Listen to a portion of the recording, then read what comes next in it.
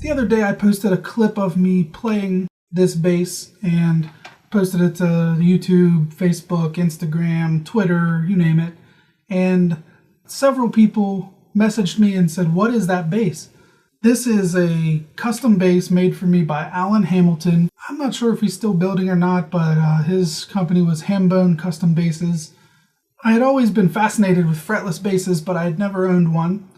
I wasn't sure that I was going to love it enough to spend real money on a good fretless bass. At the time, I was playing a 98 Warwick Streamer LX 5-string. And so I went online and I found this neck. Someone had taken all the frets out of it and they didn't fill the lines or anything. It was just a bare neck. It was ugly. There were scratches and grooves in the fretboard.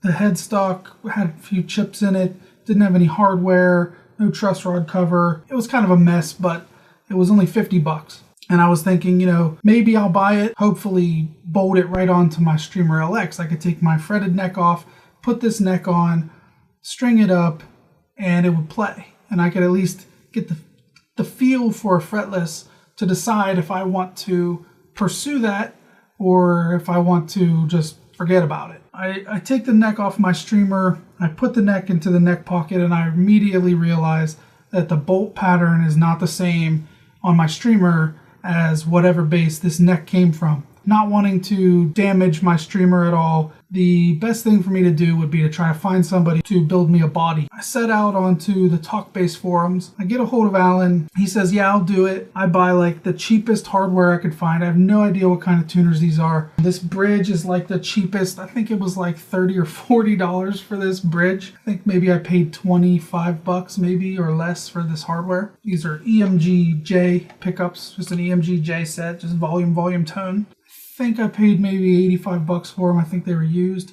I decided I would send him all this stuff. At the time, the price seemed really fair. I was totally stoked to have him build me this bass.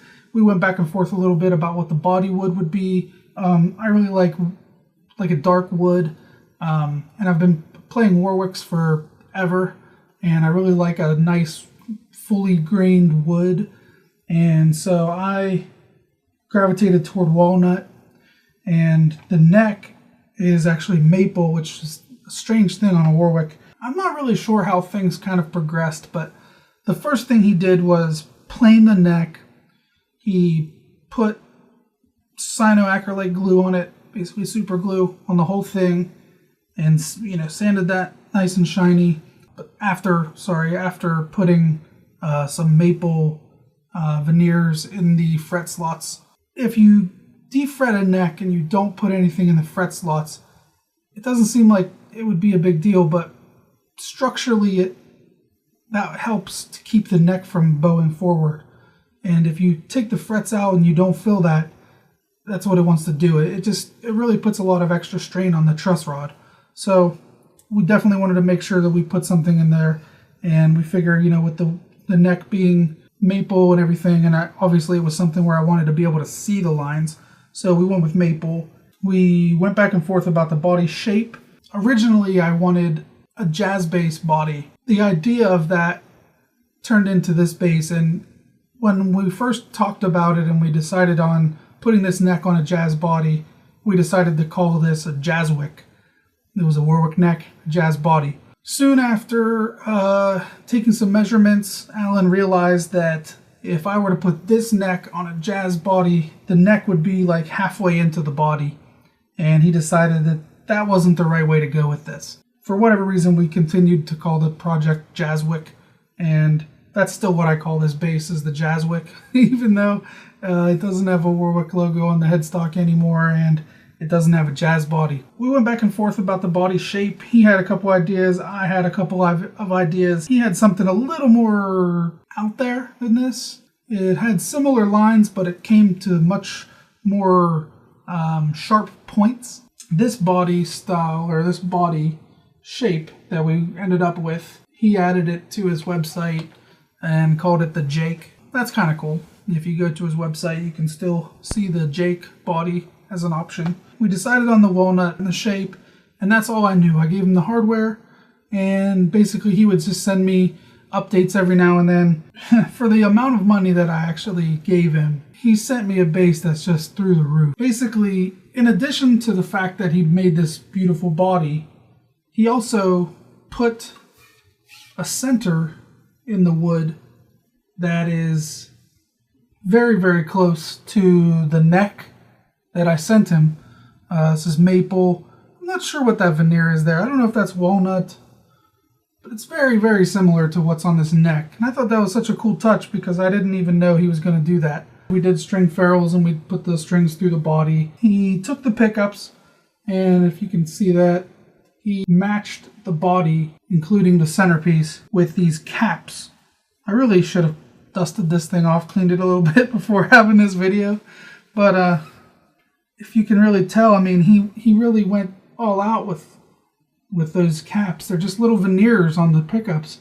And, you know, they're not functional for any reason or whatever, but they just look awesome.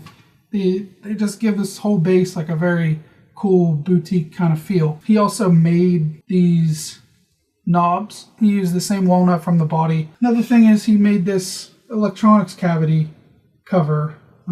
Basically it's magnetized. This thing unscrews here. So basically he shielded it and put some magnets on there, magnetized the inside. Because these pickups could be wired in 18 volt, he went ahead and did that. So there's 2 batteries in there. The EMGs are active. Anytime you have those, you're getting a pretty hot signal. And with the volume tone, I felt like there would be plenty of options. One of the discussions we had was where to place the pickups. He originally wanted this pickup back here, and this pickup he wanted all the way up here by the neck. He thought that would offer the most tonal versatility in the bass. Not that I disagreed with him, but in this neighborhood, you know, either on the neck pickup, on the bridge pickup, or somewhere in between, that's kind of like my sweet spot where I really feel comfortable. That's where I feel like I have the best combination of control and tone and things like that. So I really pushed back a little bit about that. He didn't really think that this was a very versatile way to set up the pickups, but we ended up going with this because that's what I had on my Streamer LX. This is pretty much the same pickup configuration, same width apart, width from the bridge, all that kind of stuff. It's also the same thing that's on my Streamer Stage 2. Pretty similar here.